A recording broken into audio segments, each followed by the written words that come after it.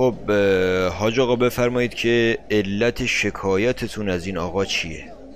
بس که اذیت میکنه آقا، بس که مردم آزاری میکنه، آسایش واسه بنده نذاشته. اوش بابا چیکار کردیم مگه؟ چه جوش میاری تو؟ بفرمایید این نحوه صحبت کردن با یک روحانیه، انگار داره با گاوش صحبت میکنه.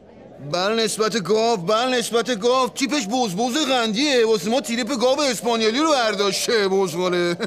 آقا من برای این مفسد فی‌الارض تقاضای اشد مجازات رو دارم. این نرقول یه ترقه بلا نسبت اندازه کله شما انداخته تو منزل بنده. خودم که تا آستانه قالب تویی کردن رفتم آقا، منزلمون پر شد دود. چشم آقای قاضی بی ربط میگه هفته 7 روزه 6 روزش خودش به عالمون دود در نره. چطور تو اون دوده چشاشون همدیگه رو میدید، تو این دوده نمیبینه؟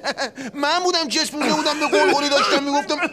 آها یعنی دارید میگید اون دوده واسه قلقل سماور بوده؟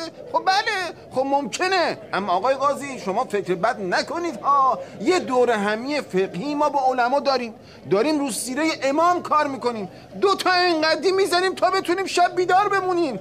اما مگه صدای آهنگ‌های مبتذل و اون آلات و اصوات موسیقی لهو و لعبی این جماعت فریب خورده میذاره؟ آقای قاضی قبل تو ما ولومشو میدیم درسته، اما یه آبدوزک به علما تصویرشو میدیم فول اچ دی. با آیات اوزان یک دومی تکون میده. بیا و ببین آدم اسد میره جسد میاد. من خراب اون تیکه 2 نفرت با آقای شجونی هم که میری میای. آقای قاضی فیلمش هست رو موبایلم اجازه بده روشن کنم.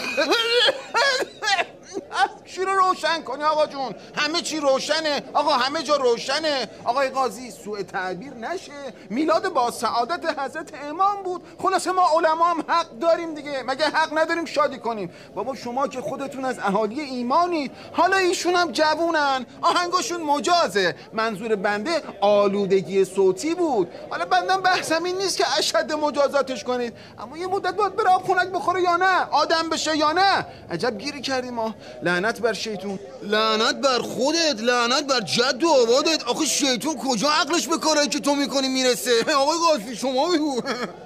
آقای قاضی فریب اظهارات این عامل بیگانه رو نخورید. ایشون سرشبکه نفوذ باندی از اراذل و اوباش رو تو خونهشون سازماندهی کرده. من فقط اسامی همنشینای ایشون رو برای شما بگم. آدم تنش مثل بید میلرزه، همینجوری بید میلرزه. آقا قاسم مربع، احمد چهارکله، شهرام شلمان، سیروس ابلیس، فرهاد مگنوم و قس علازالک.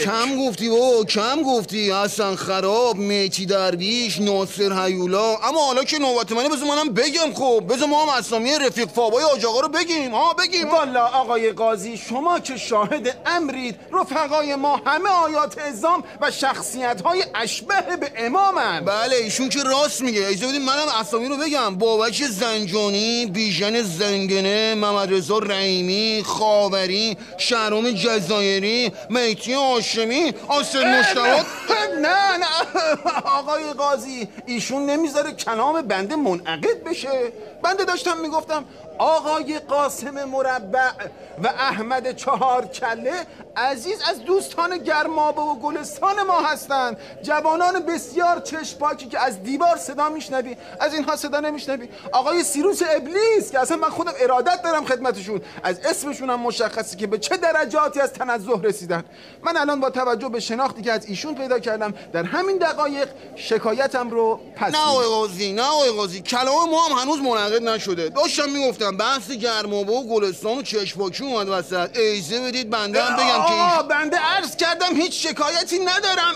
عجب داستانی. اگه ایشون مایل باشن صندوق قرض الحسنه علما هست، ما هم در خدمتشونیم. امشب شام تشریف بیارن منزل ما، اعتکافی داریم. خلاص ببین مرتی که عزگل، من از اونایی که تو فکر میکنی نیستم. حالیت همچین میزنم اینجا پوست و دنبک میکنم. ای آقای قاضی دستم به دامنت، الان امنیت روحانیت در خطره. ایشون بنده رو تهدید به خشونت دارن میکنن. آقای قاضی من نفهمم این مزخرفاتو از کجاش در میاره. بنده کلا با خشونت مخالفم، اما پس گردنی زدن به مارمونکای نسناسی مثل این خشونت نیست، عین اون تربیت کردنه. باور نمیکنی که اله آقا قاضی شما خودتون نکته دارین؟ اله وایزد